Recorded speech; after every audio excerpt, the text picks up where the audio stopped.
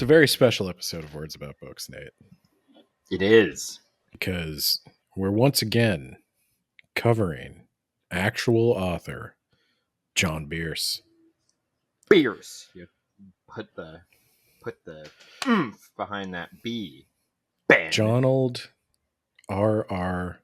Ambrosia Bierce. And this time he has written a book called The City That Would Eat the World, of a new, I think, trilogy, More Gods Than Stars. Now, this is a weird one because we know John. He's been on the show a couple of times now, and he is a patron. So we have biases we need to admit to. What do they call that when you acknowledge your bias? Confirmation bias. I don't know. I guess I'll let you know the biases up front. We're gonna do our usual Words About Books thing. So know that we are friends. We're still gonna try to do a fair, straightforward and balanced thing of the book.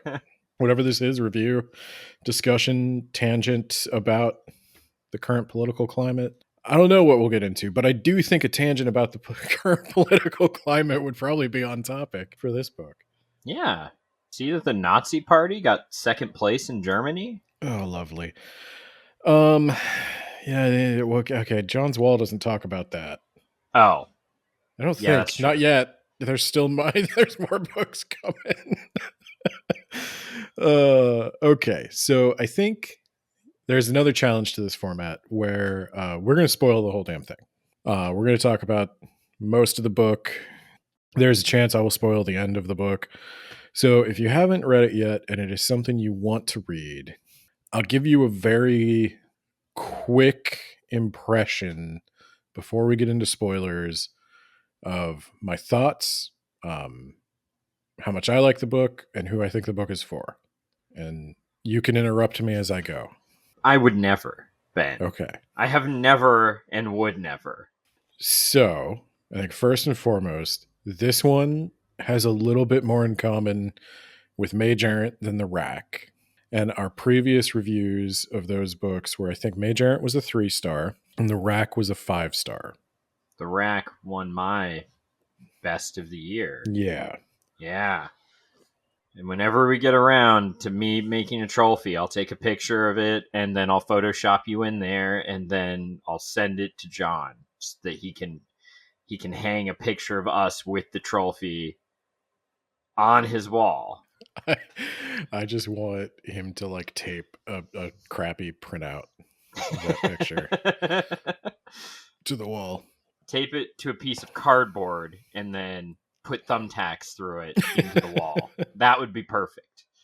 More Gods Than Stars is a series taking place on a new-ish world. I think that it could have been mentioned in Mage Errant before because I think it's all in the same multiverse, right? So we have a new magic system. It's not the Mage Errant magic system. It is a system where on this plane, I guess Ishvios is a moon. Is that how you say that? I'm taking your lead here. Ishvios. No, we're using yours. I'm not even gonna try. Okay, well, I'll just offend everyone. So when you die on Ishvios, your soul becomes a god, and most gods are very specific. Like the one is a god of counting flagstones. Another is a god of a made-up children's ball game. But every once in a while, you get a very powerful god. And central to this world is a god called Cambrius. And he is a god who is tied to a place. And that place is a wall.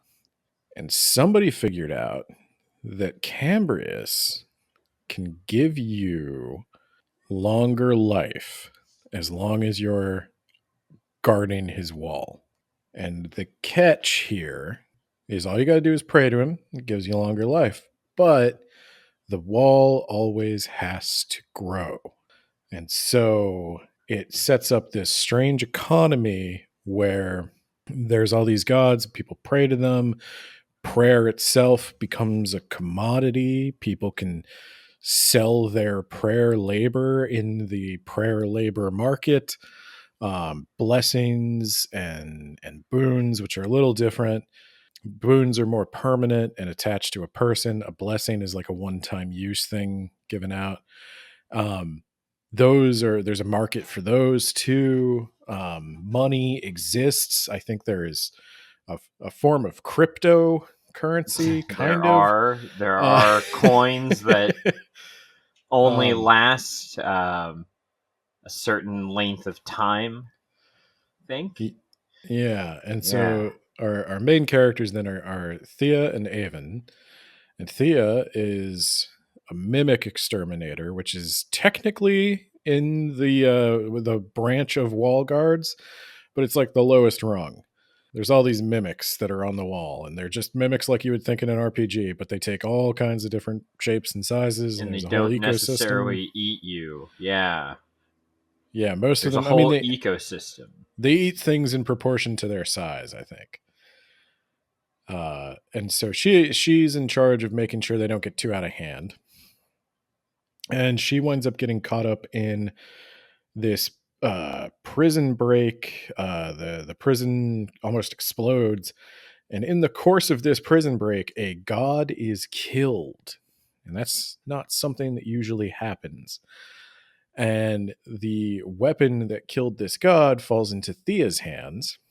Avon is a saint who was imprisoned in that facility, and she helps Thea escape, and the two of them get caught up in this world shifting adventure to help this weapon fulfill its purpose so that the weapon will basically go away. Then it fulfills its purpose, and then it leaves this plane of existence. The ring cannot be destroyed by any craft that we here possess. Which I guess is the desirable outcome, because not supposed to be killing gods, I guess. But of course, there are people that want to use it to kill the wall god. It is a gift to the foes of Mordor. Why not use this ring? Wrapped up in all of this is I'd say, pretty on the nose allegory of capitalism. The endless growth of the wall is certainly the endless economic growth that our capitalist society relies on. Tolkien's works still pull in audiences. With Prime Video's Rings of Power and Kamiyama's War of the Rohirrim, it's clear there's still demand for stories. In 2026, Peter Jackson takes us back to Middle-earth with a brand new Lord of the Rings movie, and we at Screen Rant have all the info. Absorbs and destroys civilizations, and there's clearly an upper class and a lower classes. Yes, literally the upper class is on the top of the wall and the lower class is on the bottom of the wall. And there's a lot of interactions with his other established canons, I would say. I don't know enough about the Mage Errant series to probably have gotten all of those references, but I did catch a few. There seem to be interdimensional travelers who are capable of still using the magics of their alien universe in this universe, and so that's another wrinkle in the whole thing. So I'd say, in broad terms, spoiler free, I found it to be a really thoroughly planned out magic system. I could not poke a lot of holes in the logic. And I think we found a couple of things in Mage Errant, if I remember correctly. I don't know if there were holes in the magic system itself, but things where we thought it could have been used better or something. Yeah. I didn't find a ton of that in this book. I think it's the system he's describing is very clearly thought through. I am 95% sure I understand the systems in the real world that he's referencing. And I think a lot of people who are really into this hard magic fantasy stuff and maybe of a leftist bent will find a lot to chew on here. I do think there's a little bit of a Dune problem here, where in Dune we have a lot of things that maybe aren't necessarily super relevant to Paul's journey, like Chome and the Spacing Guild after like one book, and there's a lot of world building in this first book, and it's tough for me to say after just one book how much of it I needed. And I think that's where a lot of people are going to stumble. And I think that's what we'll sort of talk about for the rest of the episode. As we get into spoilers, we'll get into some examples of things that work, things that didn't work. But I think if you're a fan of really tight magic systems, you're going to like this. If you're a staunch anti-capitalist, you'll probably like this. If you're not, if you're probably going to struggle with the level of exposition. Yeah, I think that's fair.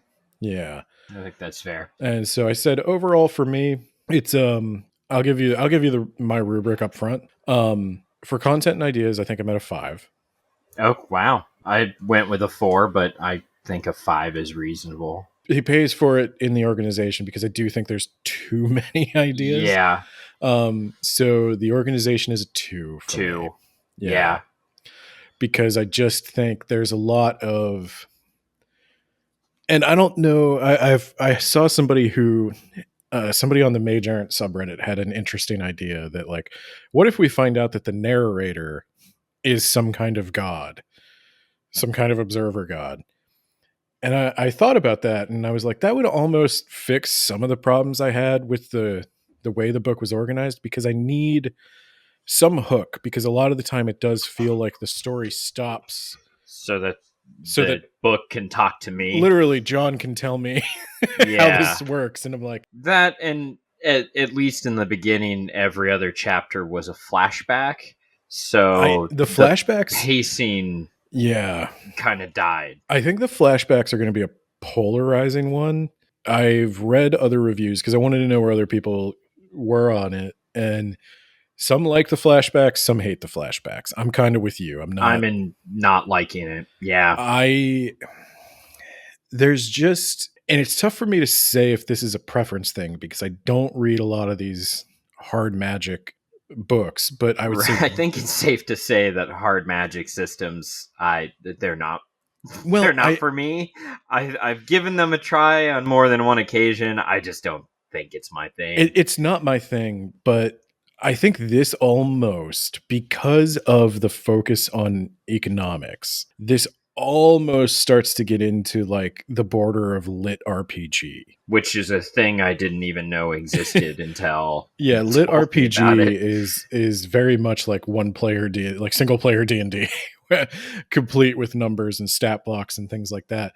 And because they're getting into basically a macroeconomics course here, you're going to get hit with a lot of that highly systems based narration. And I think for me, it stopped the story dead. I would have liked some of that to be pulled into character interactions.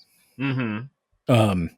I was thinking a little bit about why the rack worked for me and this didn't, because a lot of the rack is a similar sort of thing. It's explaining a lot of procedures and like quarantine procedures. The main character was the disease, felt like, and how people interacted with this change in the world. A person who, like that guy who was trying to explain to everybody how we can, you make sure the drinking water stays clean. You make sure the pest population stays low. You make sure, like, you do all these things and it'll be okay. And then people keep fighting with him and nobody listens. And then you've got another guy who's like tracing the pattern of the spread, and they figure out like, okay, this is how it's moving. And there was just a human I could empathize with mm-hmm. for that. Yeah. Because I think that's what's sort of...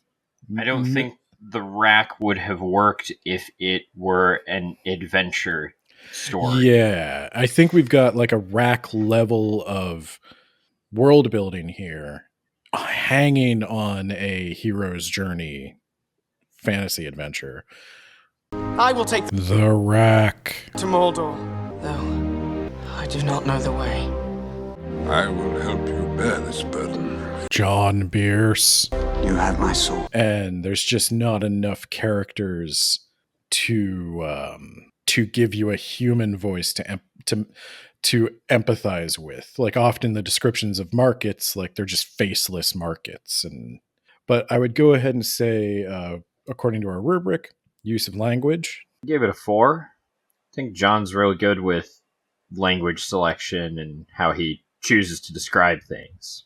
Especially with all of the, I don't know if like liturgical is the right word, but like the theological language. Literotic. It's very literotic, yes. No, I think there is a lot of meaning baked into the words he's chosen, and a lot of his, and I think this is actually kind of where I think the book does shine. This is what hooked me a little bit, is it's very on the nose, but it does kind of fade into the background a little bit as the book goes on, just how much like the choice to make spirituality the medium of economic exchange is, I almost don't think you needed the exposition, because that metaphor already, like just thinking of things like prayer drudgery and future blessings markets and things like that, like there's just it's all right in there of like how far these people have wandered from any kind of like wholesome spiritual existence. Yeah, and I think the language does a good job with that. Personal preference. I gave it a 2, Ben. Should I start? I gave it a 2. It's not my thing. I could not get into it. I do understand why you couldn't get into it. I think I'm at a 3, where I would say I'm generally positive, but it's not my thing, because I do think this is one for the hard magic progression fantasy fans. What I would have liked was a little bit more of the adventure, but I think that's how Dune worked for me. Like Dune, he hangs all his political thinking onto that hero's journey. In this, I think John's hanging a lot of it onto a progression fantasy, because the battle system is sort of the sugar he's giving you to make the medicine go down. And it doesn't work for me because I don't care about the battle systems or the battle strategies, or like combining blessings and boons to produce a certain effect. And then dueling anime characters over explaining their every move. The vibrations of that sound. It instills fear into my heart to intimidate me. But little does he know. There's no way! No one's seen that pog for generations! I was like, you tell me Aragorn has a magic sword and he swings it at orcs and I'm good. I don't even know. I don't even need to know what it does. It's a magic sword.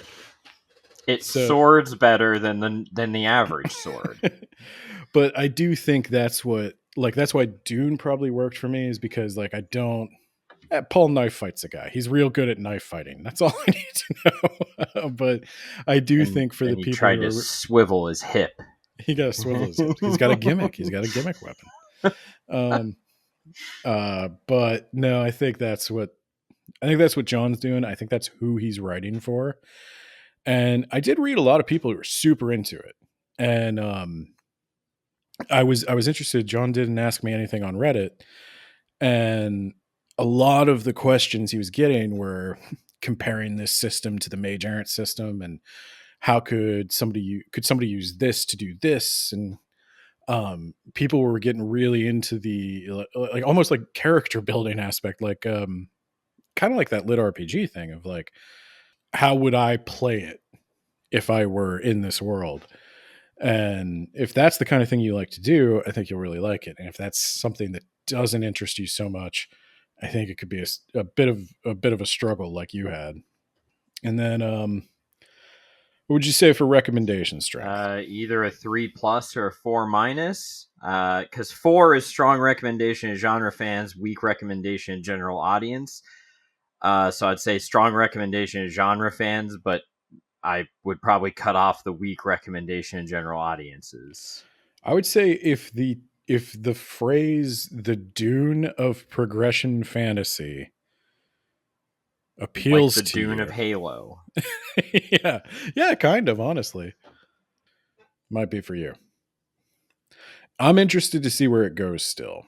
So I think I'm going to go with a 4 for a recommendation to genre fans, that genre being progression fantasy. Just know that this one's going to be probably going to get a little deeper into the economics and the philosophy than the average progression fantasy. So be forewarned. So if that sounds like the kind of thing you guys are into, I think you should go check it out if you haven't already. And then you can come back and you can listen to it. I think there's one thing in specific I told Nate to prepare, because I think this is going to be our demonstration of sort of what it's like to read the book and whether or not it's going to be for you based on whether or not you enjoy this discussion. So it is spoilery though, so you might have to read the book before you do it. That's your warning. It begins now. You wanted to talk about the Turoapt? I want to talk about the Turoapt chapter. There's 2 chapters. There's 2 of them. No, there's more than two chapters that reference Turoapt, but there's 2 chapters in specific that I think highlight my difficulties with the book, but also probably the fun of the book at the same time. And those 2 chapters are the Turoapt crisis, where we find out how the futures market for blessings collapsed, and then the second chapter that where our main character bludgeons people, but it's okay because she feels bad about it. She was just following orders? ? I don't know if that's where that's gonna go because she's the main character, but I did get that distinct impression. The other chapter I was worried about was the chapter where they're minting crypto coins, and I decided, I'll be honest, I do not understand the interval coins. I'm missing something on the interval coins. That's because you didn't take macroeconomics 2, Ben. Well, what I'm missing on the interval, it's a 300 level course. This is only for people who have read the book. If you know what an interval coin is, it is a coin minted by a god that exists for a period of time and eventually decays.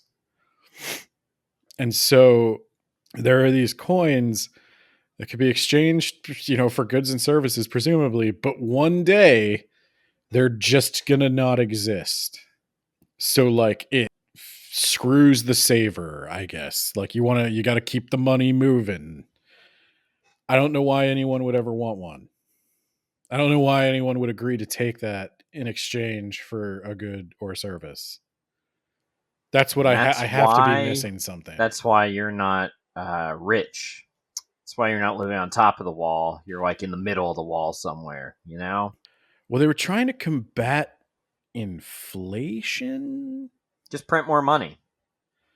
Well, that causes inflation. Weimar Republic.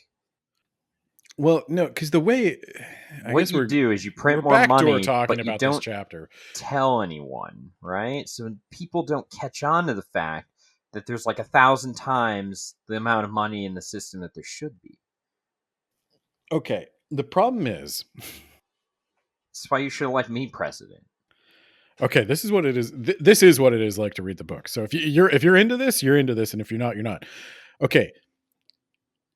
Bitcoin attempted to control inflation by having a increasing difficulty to mine Bitcoin.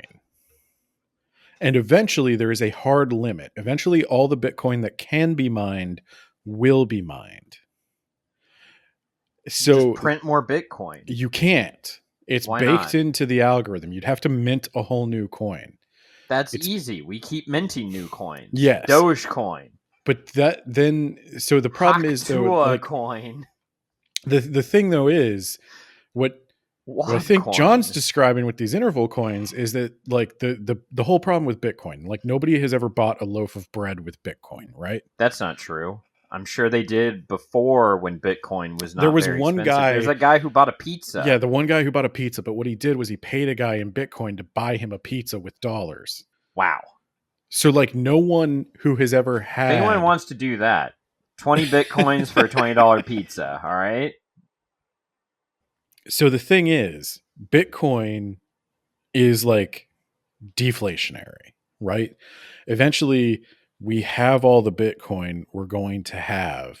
And then through accidents or theft or hacking, we're eventually going to lose people's wallets. Like somebody's going to die and they're not going to have But written then what down. will all the Bitcoin miners do, Ben? Get in the coal mine. No, what they're going to have to do is start charging fees, right? Because Bitcoin is just, it's like Visa, basically. That's what the miners are doing. They're processing transactions. And Visa charges a fee for that work they do to process I'm pretty transactions. sure that they're actually in digital mines, Ben, with pickaxe. No, what they're doing is they're processing coins. transactions, and then every so many transactions, there's a coin. I'm simplifying this to a huge extent, but the problem is there's less Bitcoin in the system. Once you mine all the Bitcoins, you're only going to lose Bitcoin. And so the value of the Bitcoin. So what you're saying is I should buy some Bitcoin now, and then in a few decades, it'll be more valuable. Yes, there'll be will. less of it. Yes, it will. All right. Now the Put challenge. all my money in Bitcoin. Well, see, the challenge though is that is the same reason why it's not great to use as a currency to actually do actual business in. Yeah. Like obviously, because I want to hold on to it to the moon. Diamond hands. Yeah, but if the price of bread goes down, that's deflation, right? That's not great for the guy making the bread. It benefits economic inaction. If the price of things is going to go up, you should buy them now. If the price of things is going to go down, you should buy them later. So you actually de-incentivize economic activity with the deflationary system, which is why But if I buy Bitcoin and there's less Bitcoin in the future, and thus the Bitcoin in circulation has more value, I should buy it now and then do nothing with it forever. But that is also why it will never be the medium of exchange. It will only be because I'm just going to want to speculative exchange asset. it back for money. Yeah. The money that you can actually use that inflates over time. Yeah, I wouldn't want to use that to buy bread. That'd be ridiculous. Yes. Which is why no one will ever use Bitcoin to do day-to-day business. Which is why it has failed as a currency. It's essentially being marketed as digital gold. Yeah, I mean it's just it's a stock that isn't tied to a company. Right. It's speculation. No, it's worse than that. Because a company, the reason you're going to make your money, the reason a stock is going to increase in value is because that company is theoretically going to produce more wealth. Yeah. The Bitcoin... United Healthcare to the moon. The Bitcoin only does Bitcoin things. It only just is Bitcoin. Yeah. It knows what it is, Ben. Okay. This isn't a podcast about Bitcoin, I think. Yeah. But once all the Bitcoin is gone, Wobcoin. Okay, but we're not doing interval. This is why we're not doing interval coins. Because I don't know 100% what John's doing with these. If you told me, Ben, I want you to build me a website, and I'm going to pay you with money that may disappear 5 seconds after I give it to you, I would tell you to fuck off. I don't know how the interval coins work. I don't know how the interval coins overcame that initial hurdle. Okay, it's Editor Ben here. I have since talked to John Bierce about this, and he did explain to me the mechanism by which interval coins are adopted. And it is because the government requires people to pay their taxes in interval coins. So you're going to need some amount of interval coin in your, I guess, portfolio in order to be able to pay your taxes, which is the way that I guess previous empires have forced people to adopt their currency rather than continuing to just use whatever medium of exchange they had before. So that is why interval coins were adopted.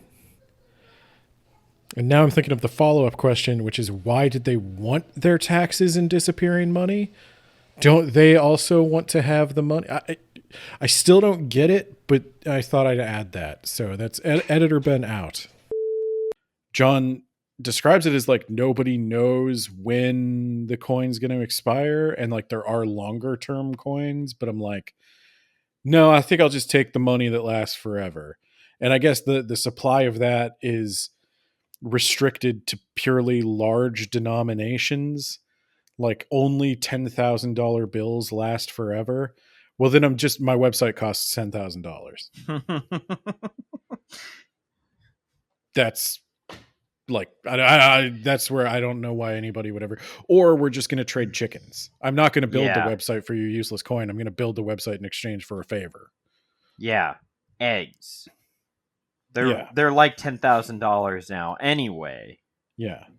Until Trump becomes president. Us. Yeah, until he saves us from... As soon as he's president, he's going to lower the price of eggs. And he can't be president because he said as soon as he was president, they were coming down. Yeah. Yeah. They're at an all-time high right now. But as soon as we get Joe Biden out of there, yeah, the eggs are coming down. Okay. God, can you believe Joe Biden got a second term? That's fucking crazy. Okay. Turo Apt. This is the inciting incident. This is the motivation for our main character, right? This is Thea's backstory. Yeah. So there was a god called Turo Apt. It was on an island that was surrounded by indestructible golems. They had to lift the entire temple up and climb it up a mountain using a box of scraps in a cave. It's not normally... Gods aren't normally this awesome, you know? But this god is an awesome god he reigns. Just behind the wall god is this god. Because this god has the power to transfer entropy, Ben. Yes. Please define for me what entropy is. Okay, so this is where it's going to get tricky. So I believe what Turo Apt actually does is transfer the rate of entropy from one object to another object. So essentially, now there's a lot of rules. And this is the chapter I had like a bunch of problems with. I wrote down a ton of questions and I had to go back and reread it a bunch of times. And every time I thought I caught John, he had thought of this. So one of the things we got to get out of the way right off the bat, Turo Apt's blessing only works on inanimate objects. It does not work on organic matter. So something they could do, for example, is they could take the wall and the amount of entropy it's experiencing, like a brick in the wall, the amount of entropy that brick is experiencing. We could take that entropy and move it into another brick somewhere else, and that brick will fall apart or reach a high entropy state twice as fast. They would take it from the brick and put it in like compost or something. Something that you want to degrade. You want the Now, this is a problem I have with the entire hard magic fantasy genre.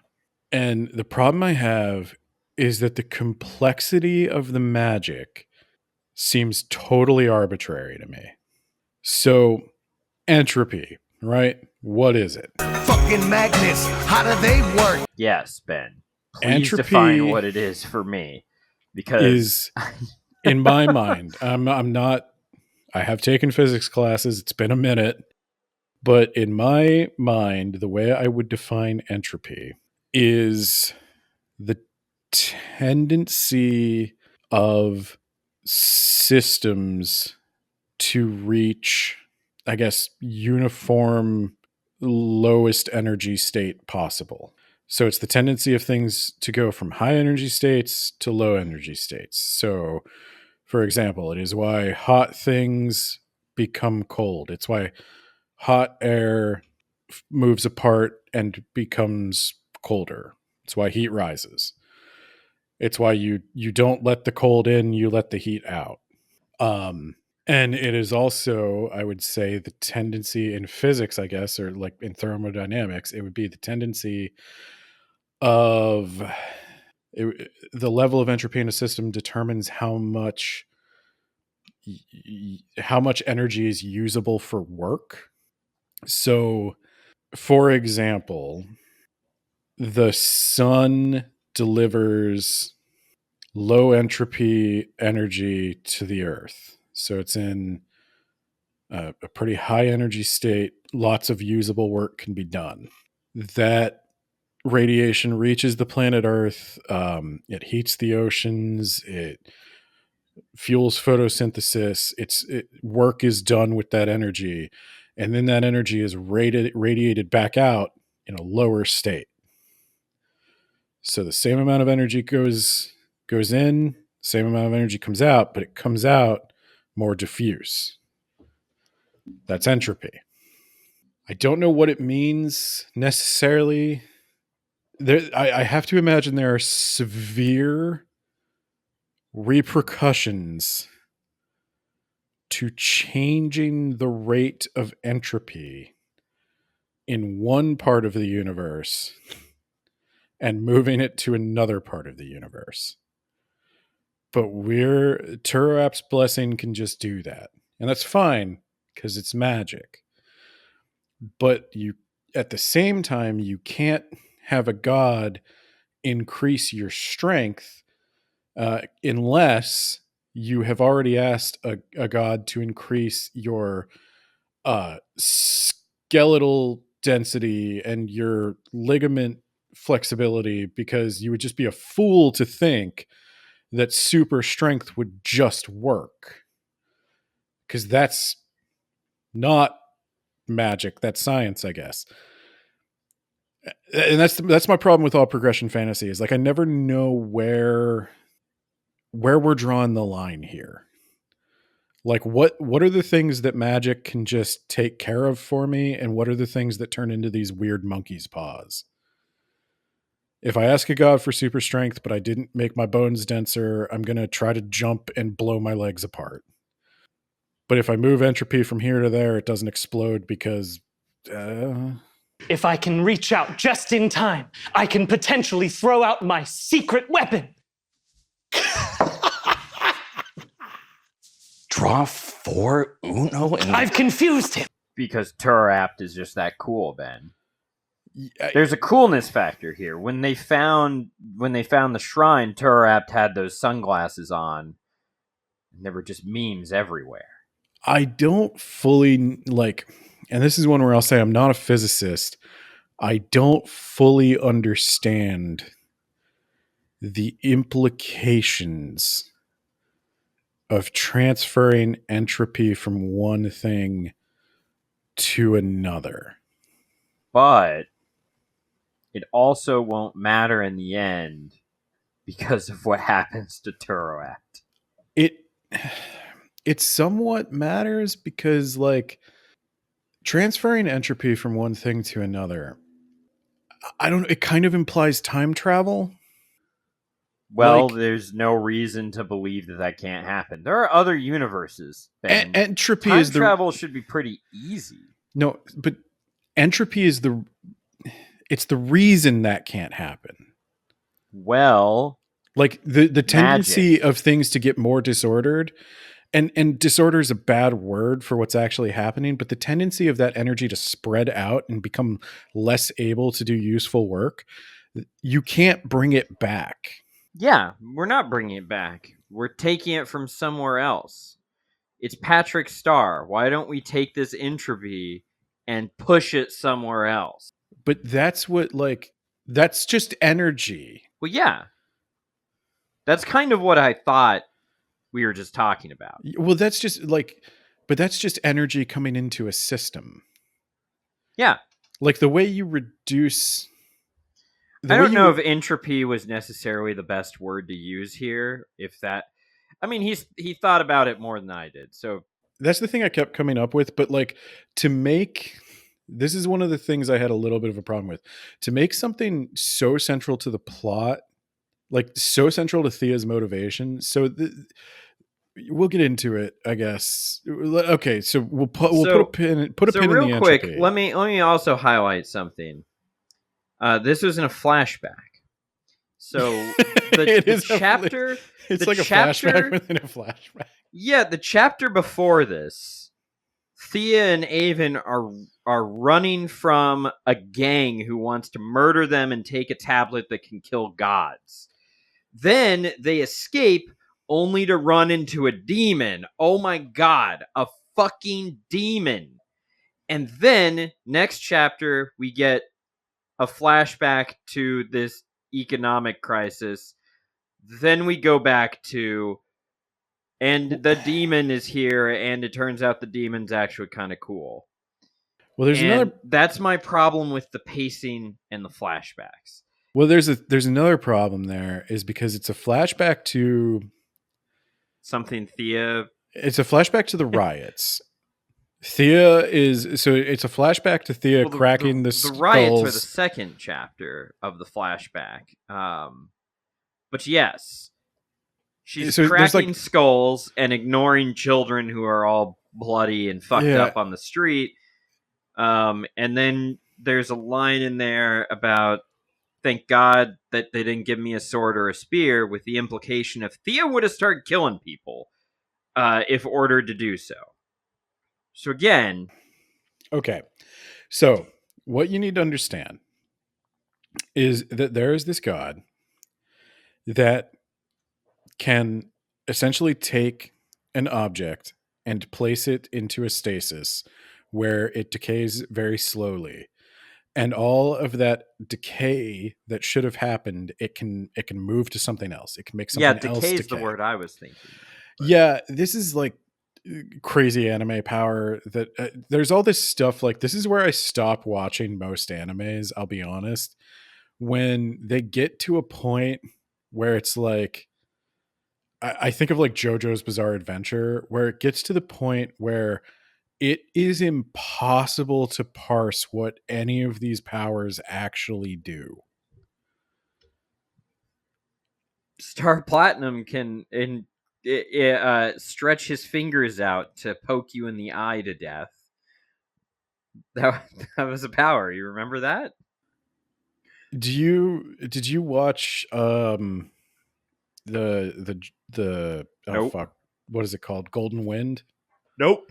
I got off the... Okay. I watched a few of the one with the hair.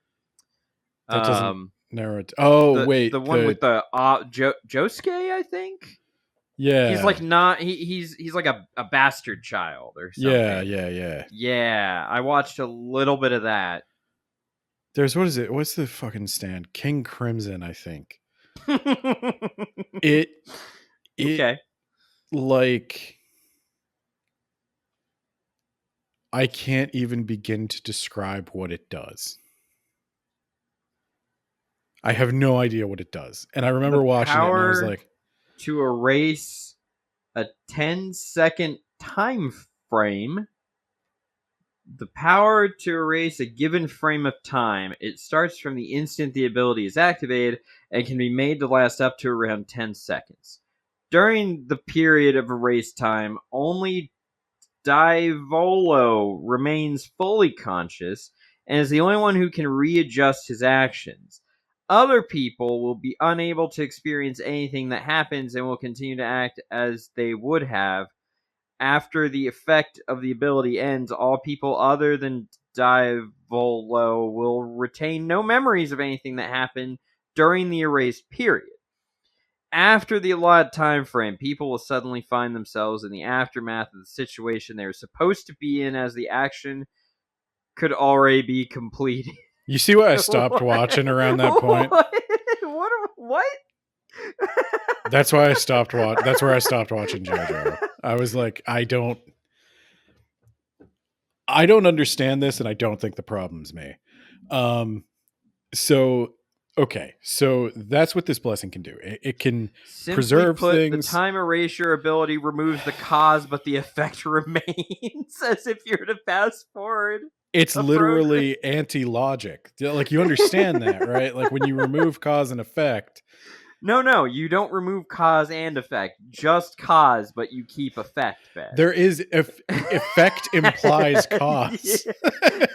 No, because that didn't happen anymore. No, like, somebody fucking call Socrates and have him explain. No. So wow, yeah. So this is so. No. You go on, Ben. Okay. You know, the more I think about it, the more I think the gods are very much like stands. Yeah, because some of them are lame, and some of them are just like way overpowered, and others I have no idea what the hell's going on. Well, you become a god by dying, and then no, you don't. You create a god. Yeah, whatever. So you create a god in dying, and so what kind of person was the person who birthed a god that can move entropy? The person who knows what King Crimson does. The person who wrote King Crimson died. That was okay. The guy who writes JoJo. Yeah, you just solved. Yeah. You just solved a major thing I wasn't sure of. Yeah, yeah. It was the guy who wrote JoJo. Obviously, when you think, okay, that island they found him on, it was Japan. Okay, all right. There you go. That's why he was such a popular god. That show is huge. Okay, so this god becomes super important because it can preserve things. All right. Yeah. And so it sells blessings to preserve things. And then things are good for a time. So yeah. It says, I'm gonna you pray for this many hours to me, and I will give this many hours of preservation to you. Yeah. Then people are like, well, this god is in big demand, right? What if I could like lock in my price? I don't need the blessing right now, but I'll buy it now and I'll use it later, huh? How about that? Is that what we're doing? I think that's in theory what we're doing. Okay. I buy a blessing for you from you. Or I arrange to buy a blessing from you. Yeah, I guess that's probably what they did. I got the impression that we go that they sold, it's like an airplane. They sold way too many seats. Except if I don't give you your seat, you get to sit on pieces of my body that you rip from me. No, you get Ralph Nader to come in. There you go. Where was Ralph Nader in this book? I think Thea is the Ralph Nader. Oh my fucking of this God. book. Oh my Jesus Christ! All right, that's actually her last name. She's Thea Nader.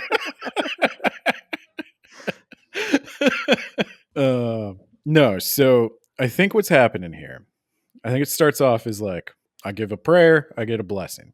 Then somebody notices that the demand for these blessings goes up, as does the price. And so a god has limits, because these things aren't really gods. No.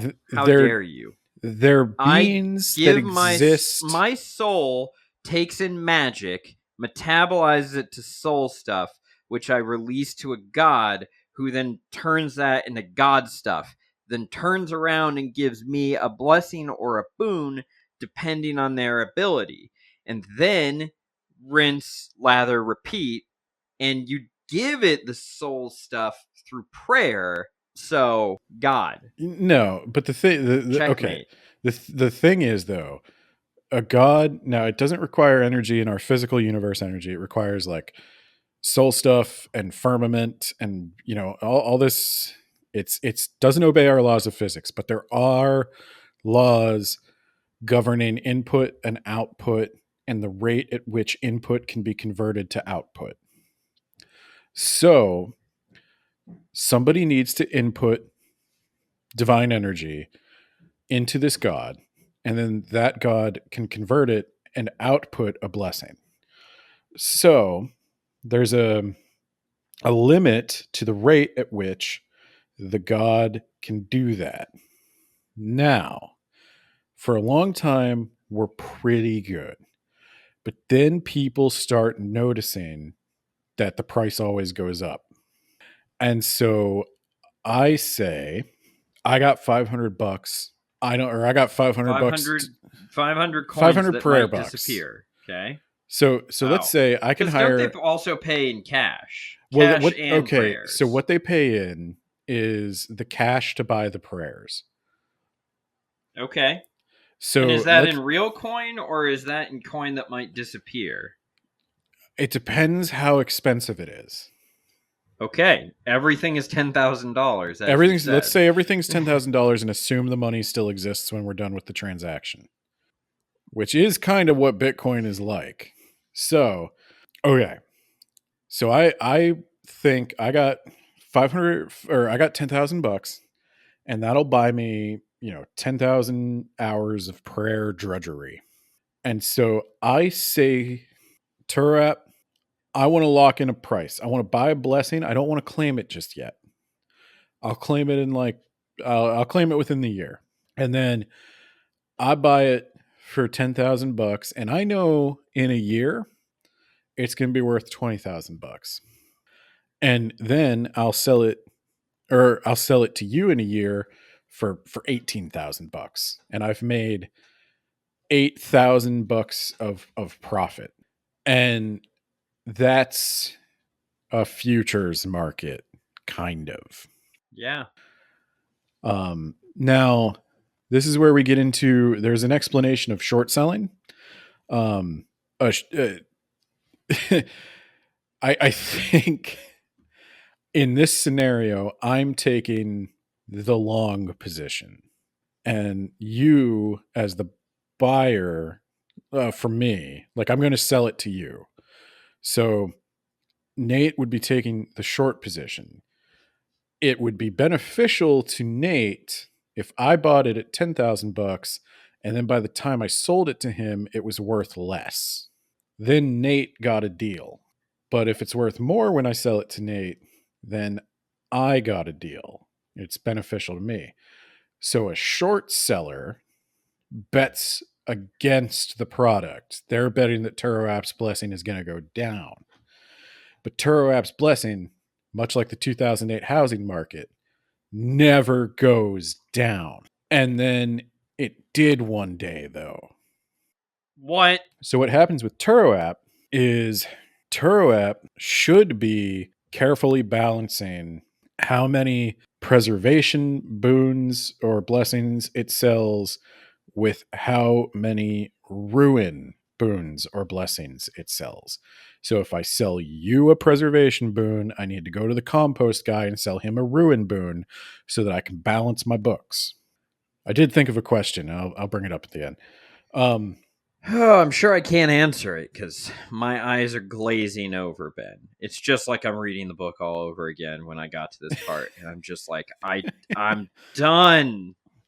Again, it's not for me. So That's just all I have to say, a Ben. bunch of people are buying these preservation If I bins. You got to wanted muscle to through it, read Nate. this, if I wanted to read this, I'd go read a book on the stock market collapse or the housing market collapse. You got to muscle through it, Nate. You'd read The Big Short, or you'd watch the movie. Yeah, I'd watch the movie. So I don't have time to read, Ben. So what happens with Turoapt here? All these people keep buying these futures. And then people are buying, I think, futures of futures at one point. And I don't know if like prayer debt gets wrapped up in this, but essentially Turoapt sells all these preservation. All of the debt from two different systems, Ben.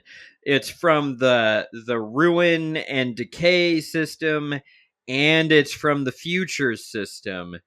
And eventually there is a run on the market when the decay happens on a section of wall that it was not supposed to happen to, and it collapses and kills a bunch of people, and then we just kind of like build around them. And Thea goes there and feels kind of bad, and then goes back to work. Yeah, all of a sudden there's a run on the market, and all these people are trying to unload their Turoapt blessings because they know that the price is about to go down because Turoapt is less reliable. And so they're selling all their blessings, they're cashing them in or whatever.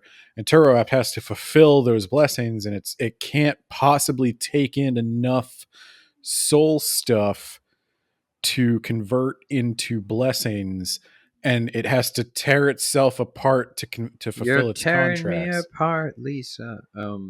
And that means, like, because all these people bought $10,000 worth of Turoapt, now that is worthless. That money's just gone. So all these people lost their savings, and now there's riots, and the government comes in. Oh, and there's the one thing that the author voice does that I don't super love is it calls all the people who forgot to balance the ledgers and stuff, like all the priests of Turoapt, it says they're stupid and everything. And it's like, yeah, let me infer that. And I there's something that there's an undercurrent to a lot of this stuff, that it is over explained. Yes. And it's over explained in a way that it's like, I need you to know that the people who engaged in these futures markets were A, gambling, and then B, the priests who were running the show, which I guess in this weird 2008 financial bubble would loosely be like the banks selling these mortgages that they know people can't pay back. I need you to know that they're stupid. I need you to not, I can't allow you to come to that conclusion. I need you to not reach the wrong conclusion here, that this was just some sort of accident or unavoidable tragedy. I need you to know that greed motivated these people to do a shameless, stupid thing. You could highlight that without just telling it directly to me if you had set part of the story from the perspective of those people. Yeah, that's what I think I would have liked. There's actually a part in this chapter where he goes, John Bierce, right? It's just the author who goes, well, here's the explanation that Thea could give you if she understood theonomics just a little more. Yeah, I don't know who's talking. I guess it's just the narrator. It's the grandfather from The Princess Bride telling Lil Jimmy, who's sick in bed, the story of heroics, but he keeps going like, all right, now hold on. For this part of the story to make sense, I need to tell you about the futures market. And he's like, Grandpa, I'm scared.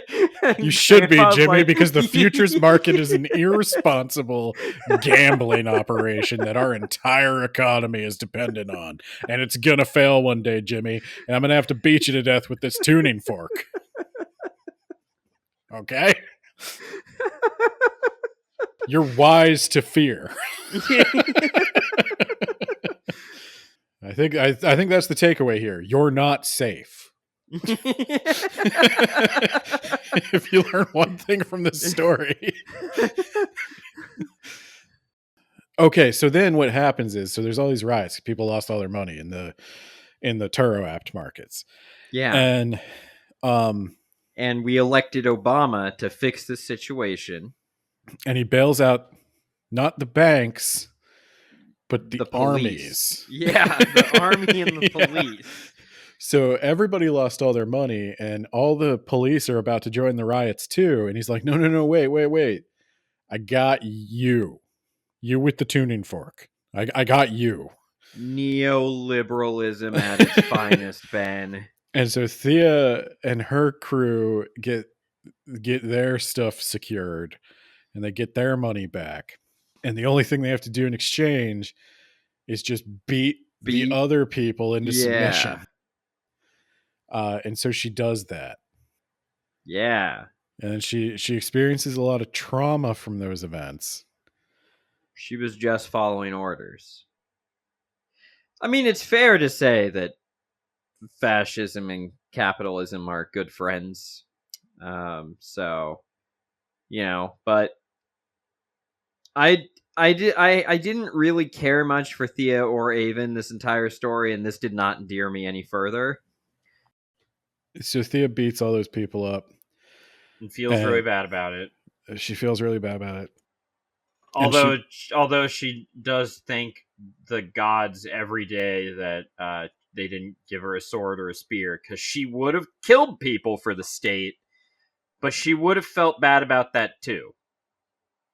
So yeah, you just remember that. Okay, here's the thing. She's the victim here, Ben.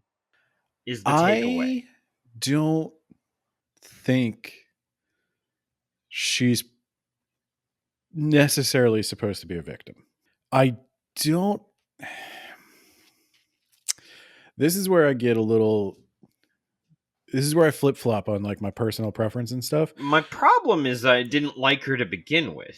No, I don't. You have like to make her. me like her before you throw this on there, and Not then you make necessarily. her more complex. I don't think necessarily you have to like her. I guess it depends on if you want me to like her. There you go. I do think we're supposed to, but I don't think it necessarily matters that you do. Like, for example, I don't like Paul Atreides. Well, that's a you problem. Paul is goated, as the kids say. Yeah. No, like Paul won 20 Super Bowls in a row.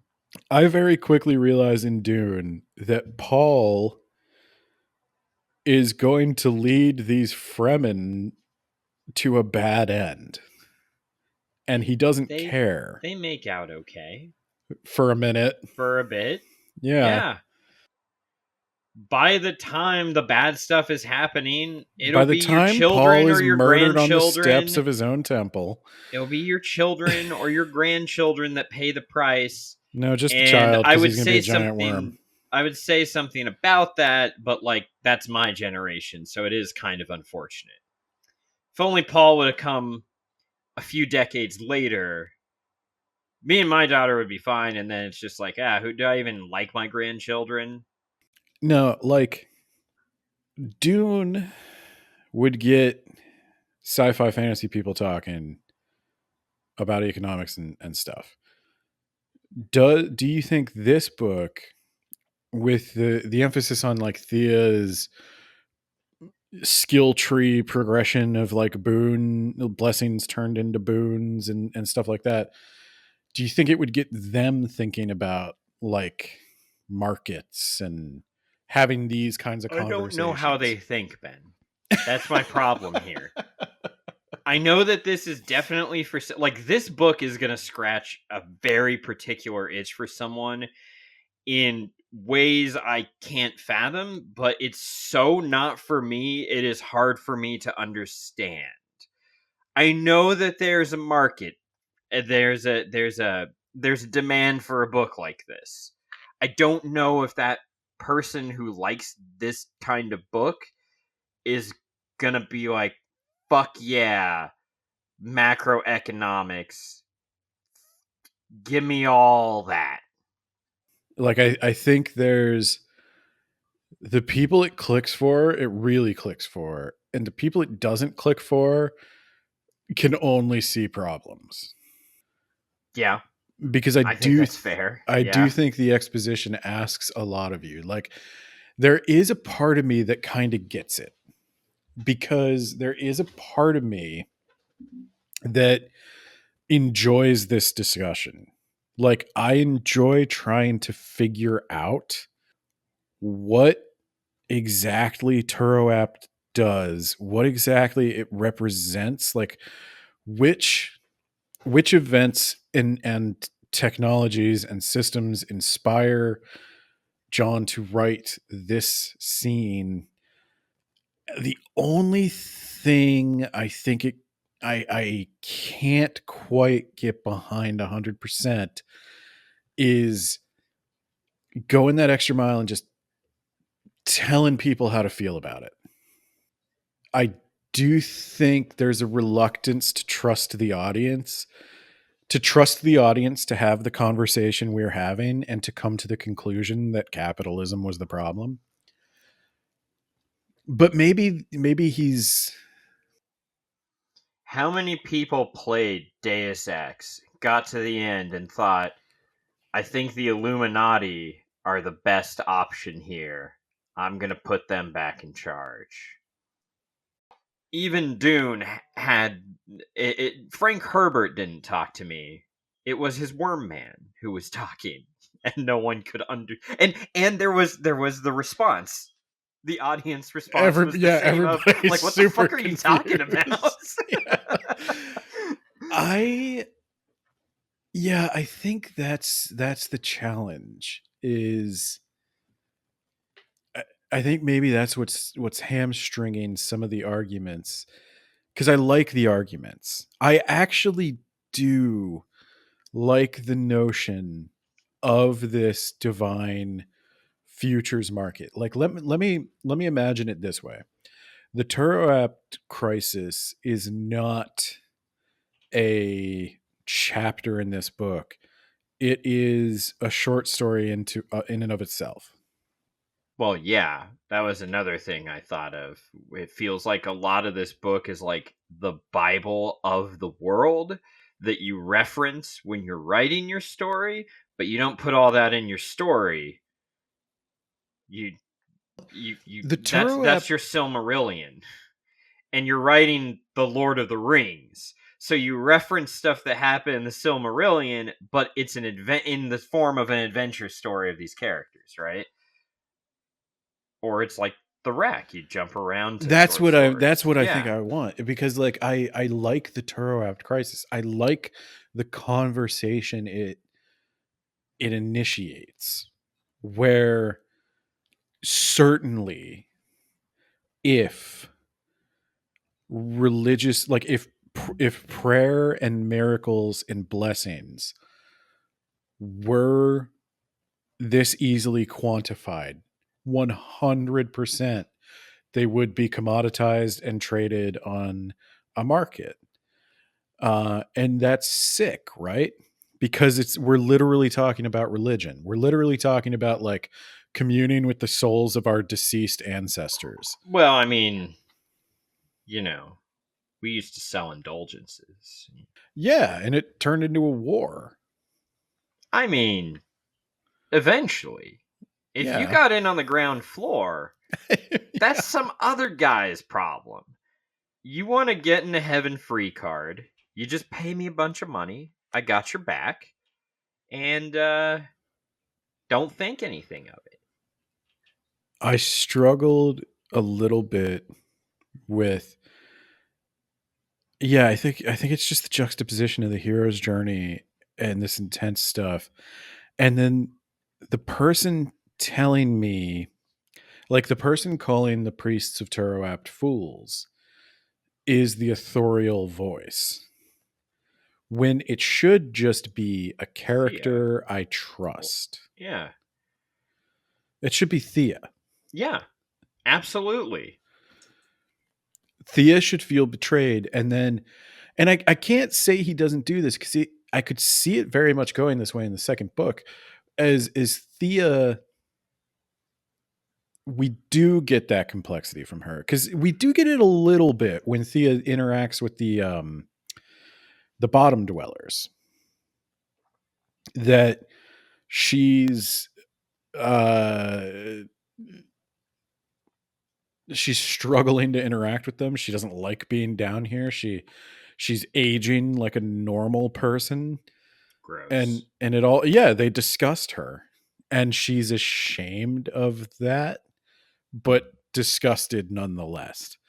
And so I do think that is a piece of Thea's character where, yeah, she can hate the priests of Turoapt and she could call them fools, but had they handed her a sword, she would have stabbed somebody, because she's not going to be poor. Yeah. Hey, I don't like capitalism either, but I look at my bank account and I go, it's pretty nice. Well, and I do think that is the perspective. Yeah. That's the perspective John's going for with Thea, because I do think Thea is supposed to be the casual complicity that most of us engage in. Yeah, did you hear that they're doing a thing where you don't buy from Amazon on the 28th of February? Yeah. That'll stick it to Jeff Bezos. He's going to miss those profits for a day and then, make them back up when I just buy what I was going to buy anyway, but the next day or the day before. Yeah. I mean, people have been trying to do that with Walmart forever, and then what killed Walmart was Amazon. Well, maybe what we need to do is fight capitalism with capitalism. But that's where I'm going to say, and I put this in my Goodreads review, I have my problems with the first book. I think we've more than demonstrated. I think little overwritten in places. Wish there was more given to the characters. I wish you would I wish you would let go of a little bit of the authorial control and let the audience just sort of naturally come to the conclusions. And I suspect maybe people have missed the point in the past. Maybe he's worried about correcting that. Like this is just too important to him to let them get it wrong. But to tell you the truth, I don't know if I think there's wiggle room here, because is the problem capitalism, or is the problem the futures market? We didn't always have a futures market. We didn't always have a stock market. Could we regulate it? Well, do we have to throw it on? This is why he needed to be really clear, because now you're thinking maybe capitalism isn't just inherently evil. And the thing is 100%. He does an interesting thing, because I would have thought, especially kind of knowing John, and I know his economic leanings. I would say he's lefter than me, and I'm pretty far left. I was surprised when the bad guys, at least in this book, are the guys who want to use the weapon to kill the wall god. And Thea points out that a lot of the problem is some of this is human nature. We kill the wall god, we kill the forces of growth. That doesn't change the fact that the people who live on top of this wall want to stay on top of this fucking wall. Yeah. It is human nature. That's the root. I'm not going to, and Thea's not going to take that route. She's not going to do just overwhelming violence to try to destroy capitalism, because it's not going to work. Because she's not going to do the Stalin thing or the Lenin thing.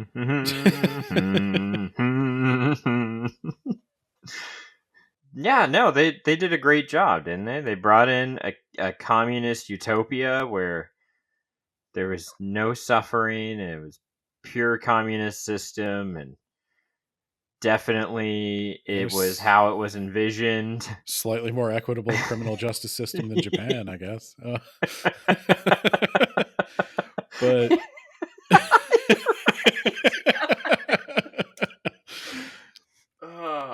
but no, in all seriousness, I do think book one is the problem statement. this is the world.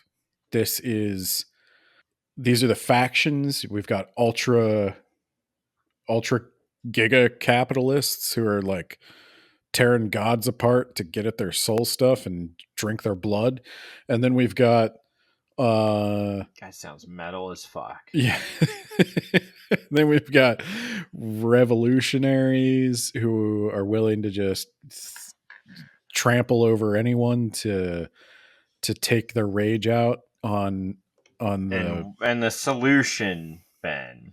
I don't know what the solution is. I cannot tell from this book what the solution is. The solution is a giant worm man that lives forever, takes over.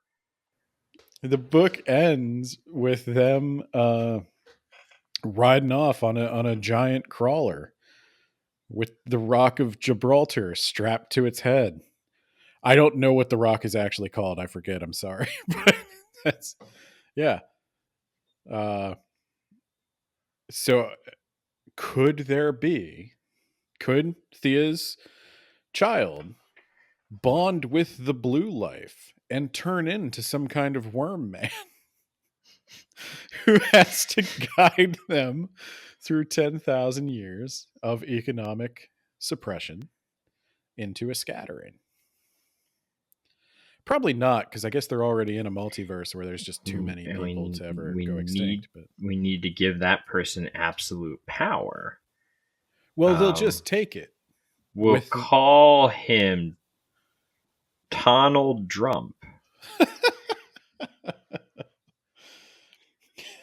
Can you fucking imagine order after order if John just springs like the solution was Donald Trump at the end of the third book? I think John would spit blood. I know he would. He would hate that so much. Oh my god. Yeah. No, so he's also set himself up for a big... You've got to solve capitalism. Yeah, you got to solve capitalism now, John. You got to solve capitalism. You got 800 or so more pages in your next 2 books total.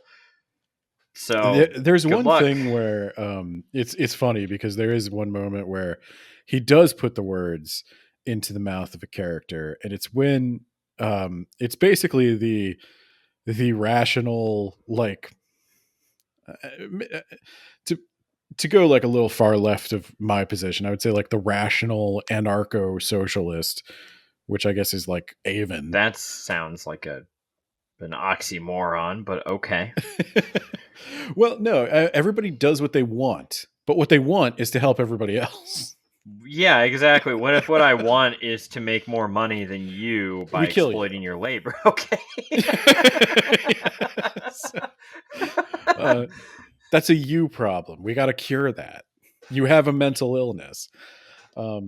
So, no, I think Avon is talking to this like tanky Greg who wants to kill the wall god and thinks, millions of people are going to die in the fallout of that, but who cares as long as capitalism's gone, right? Well, Thea cares. She's not going to just do something that's going to hurt people. And he's like, well, how could you possibly get around revolution? I'm a Marxist. Marxist theory dictates revolution. We're seizing the means of production. Which I by guess destroying it. We're seizing. We're ending capitalism, comrade, and we're seizing the gods of. I'm destroying the concept of growth. There you go. I guess. Yeah. No, I think. But they're having this weird conversation about like the role of revolution in this, and Avon says, kind of a cop out, but I think it's setting up the next book. So I'm going to give him the benefit of the doubt on this. Avon says that there are tons of nonviolent solutions to this problem that have been proposed. Have we thought about asking the wall to simply not invade? You look the wall dead in the eye and you say, "Don't eat me." Have we thought about a peaceful protest where we appeal to the wall's sense of humanity and its better nature There you go. to just stop doing it? Easy. Has no one's thought of this before? It says easy. Now, that's the thing. I don't like Avon says all these thinkers have proposed all these solutions, but they don't teach them to you in public school. So you don't know about them. But then she doesn't name any of them. And she doesn't say what any of them are. And there's probably a lot of reasons most of them aren't very doable. What if we elect a communist president? Then he just says, all right, capitalism done. There is one question I want to ask that I'm not. Do you feel the burn? Do you feel the burn? Fuck off. No. Just a weird point here, because I know this is like a global warming kind of like, yeah, we're gonna have to deal with this eventually, right? Like, yeah. No. But we've got a multiverse. That was my thing. That's where I'm kind of going. Once like, this moon falls into our gas giant or whatever, we're just gonna go to a different world with magic that we already have. So, and again, in the spirit of, yeah, I've complained a lot about the book, but one of the interesting things the book does make me think about is, okay, it on its face, I'm supposed to be horrified by the notion that the wall is going to expand and take over everything, and everything is going to become more wall, and that the universe is all going to be flattened and standardized and made into wall. But tear down the wall. Where's Doug Walker when we need him? Let me think about this for a second. Hold on, Nate. Don't go away yet. How does the wall and its growth relate to the notion of like human expansion? Like, we don't need no education. We don't need no thought control. Like, in an infinite multiverse, is infinite growth such a problem? There's just going to be more multiverse, right? But what if the multiverse eventually runs out, Ben? Well, surely the wall would run out first. Like, I guess that's what I'm saying. Do you think humans should colonize Mars? I bet you we can do it. Yeah, I think Elon should go there right now. He and his billionaire friends go right now. And then we'll join him in about, 100, 200 years after we get, like, warp travel or the ability to actually terraform a planet. But he can be king of Mars. Imperator of Mars. Please go. Please go now. Take your whole family with you. Every single one of them. Yeah. Apparently, his kid is dying, and Grimes is begging him to save them on Twitter. Which kid? I don't fucking care. He's got a million of them. Is this the bullet shield kid that he carries around? That's $$ or whatever. Is that really their name? I don't know. Look up his fucking name. It's nonsense. It's Elon Musk bullet shield son name. Martin Sheen? That can't be right. It's not Martin Sheen. That's an adult man. That's an adult man. Oh my god, is that fucking a real name? I can't imagine. X, and then it looks like Old English, like what you'd say for it's like Ethelred. It's A. Yeah. Yeah. G. So I get that Elon was bullied as a child and also as an adult because he's just so lame. Yeah, his father doesn't love him. That's the main problem. Yeah, that's the main problem with a lot of the people in the White House right now, actually. But love Trump's hate. I don't know about that one. I think you're just done. I don't know about that one, man. Don't make me bleep out another episode. I need you to keep your revolutionary rants to yourself. You gotta stop using as a verb. I really want to, though. Let's say if they want to hail Hitler and then be like, "Oh no, that wasn't what that was," then we'll talk about the super. See what you did, John? We're just playing a game, This is what you You're did. jumping on Koopas, and sometimes one of the Koopas won't go away and won't just fuck off and be out of the spotlight for 2 goddamn seconds. So you don't just dry Bowser. Oh God, what were we even fucking talking about? Okay, I think it's so this like, should we colonize Mars? Yeah, so 100%. Then pause. All the Elon shit. Assume we can terraform Mars. Assume. Yeah, let's assume that Elon goes there first, and the moon. Would you consider, like, do you think John Bierce would consider humanity terraforming Mars to be as bad as the wall tearing down a mountain? Is there a California fish on Mars that would be adversely affected by going there? Was that a thing that they were saying? Say it would. Say we discover some bacteria on Mars, and our terraforming it would destroy that bacteria forever. All right. Well, I have no sympathy for bacteria. Right. So let's do it. Most people seem to be mostly in favor of humanity's infinite growth. They want our civilization to spread out. I would prefer if we didn't have to lose the Earth while in the process of that. No, you don't That want to would lose be anything. nice. You only want to gain. You want more people. You want trillions and quintillions. I didn't say I want more people. I just want more space so I don't have to be around as many people. But what I'm saying is most people think humanity should colonize the solar system, and then we should colonize other star systems, and then we should colonize galaxies, and then we should colonize run universes. into some aliens that are hot. So the wall tore down a mountain that nobody was living on, but now there is one less majestic mountain on the world. Yeah, I don't give a shit about mountains.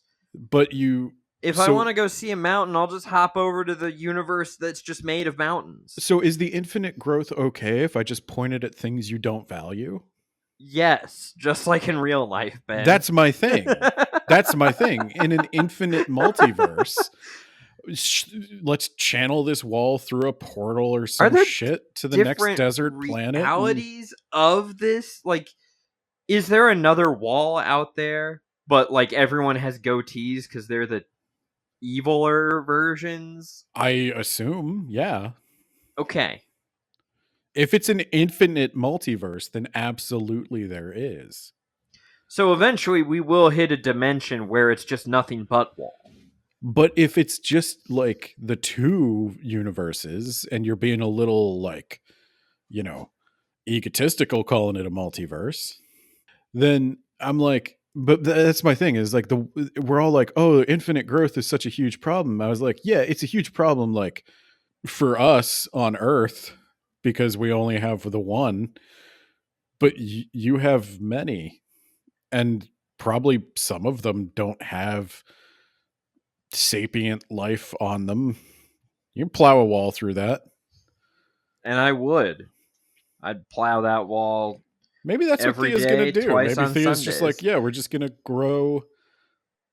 We're going to grow infinitely on planets no one cares about. We're going to grow infinitely and ethically. I think that's what John was trying to argue for. I think ethical infinite growth is possible.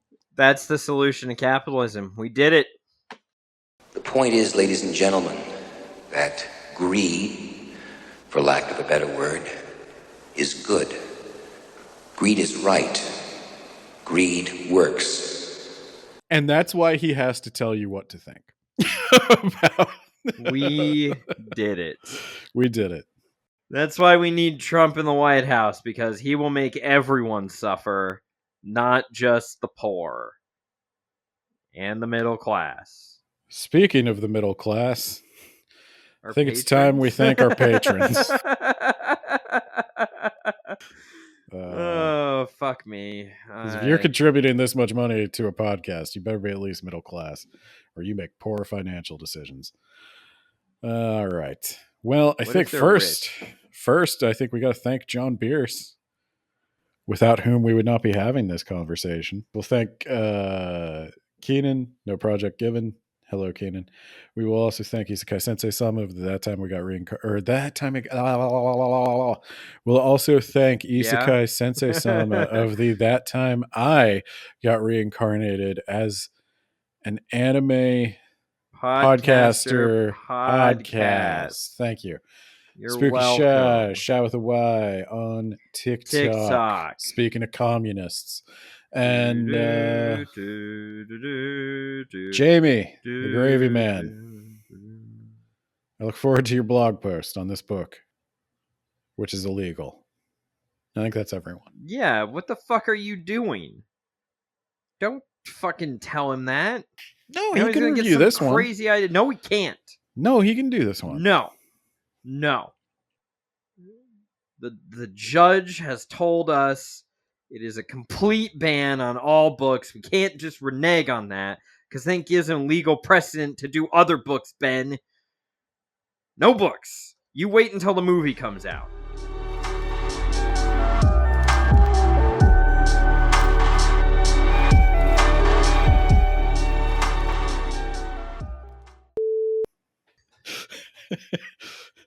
Commander Dingleton. I'm Commander Dingleton, and this is the hottest piece of ass on the Citadel. That's the name of the book. There you go.